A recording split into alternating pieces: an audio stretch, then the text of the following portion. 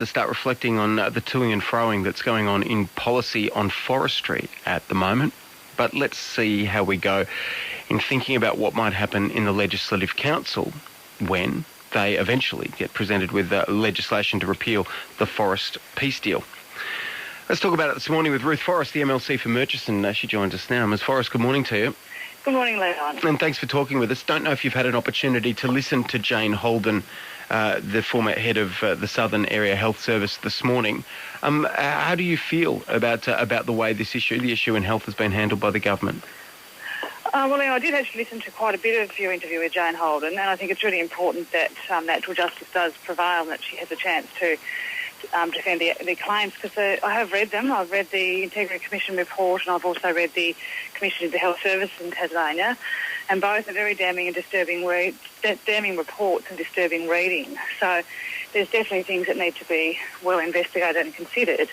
I'm actually noting the report next week into the Commission report into the health services, because there are a number of quite concerning aspects, particularly with regard to the culture within the health services generally, and other claims, as you did discuss in your interview with Jane Holden.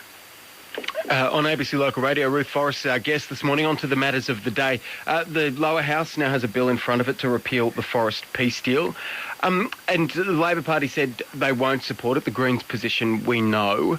What do you tell me about, I suppose, how you see the process, given that eventually this will land on your doorstep in the upper house? Yes, I understand it could be late June when we get the bill, or when we debate the bill.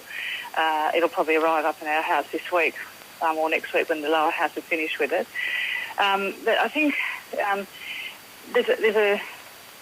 when we dealt with the Tasmanian Forest Agreement, we spent a lot of time trying to ensure that what we ended up with was something that could potentially work and meet the needs of as many people as we could. I've always said it was not an ideal outcome for anybody, and I still believe that. I have concern about locking up or reserving areas that potentially could be production forests that effectively restrict the areas that's available when we have got markets and we have got opportunities to use a renewable resource, such that if you narrow the area too much, you end up forcing it to almost become unsustainable. So that was a real concern. So I tried to press Terry Edwards on this. Do you see any, or what do you make of the argument that the changes proposed by the Liberal Party in the short to medium term, in other words, over the next 6 years, don't do much to change the forest industry at all, for better or for worse? Yeah, well, I have noted that the government and have said that this was on the strength of the election result, that the people want the TFA torn up. Well, this is anything but tearing it up in the short term for 6 years at least. In my mind, it doesn't change anything. It doesn't create one more job. It doesn't make one more tree available for harvest, if that was what was the intention. And if people believe that will happen, I believe they've been misled in that regard, because what we're changing here, what the bill seeks to change, is the area that would be a reserve that would never be available for logging, to be an area that's designated as potential future production forest, which means in the future, after 6 years, provided certain conditions are met, it could be opened up for logging. But in 6 years' time, we will have another government. It may still be a Liberal government, but they may have a different view then, and you could bring in other legislation to change it back.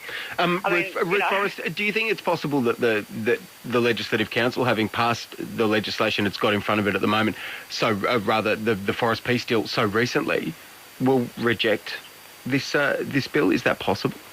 Oh, it's certainly possible, Anne, but I wouldn't like to even speculate on what other members are thinking at the moment, because I haven't had any discussions with any of the other members. But I would like to make the point, though, that we spent a lot of time scrutinising the TFA. We had a committee that looked very fully at the implications. The Legislative Council also proposed and made a lot of amendments to the bill, which were supported by the government of the day. And to the point that I think the Legislative Council has quite a degree of ownership in the bill that we did eventually pass. And one of the key planks of that was the requirement for FSC certification to be gained before any future reserves.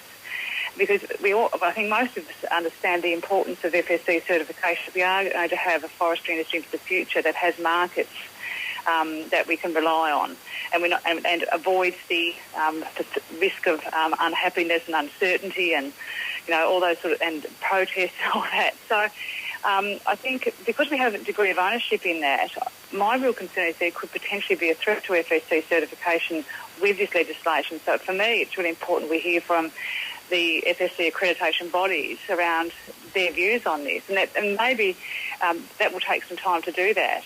I know they've got a meeting on in Melbourne over the next few days. It would be interesting to get them to stand in front of you and ask for their thoughts on the quote unquote elegant proposal for this forest to be managed by anybody but Forestry Tasmania, and for any logging that might happen in it for specialty timbers to be handled by anybody but Forestry Tasmania, as Forestry Tasmania seeks FSC stewardship or certification. It's an interesting hurdle to jump. Ruth Forrest, we'll keep moving. Good to talk to you this morning.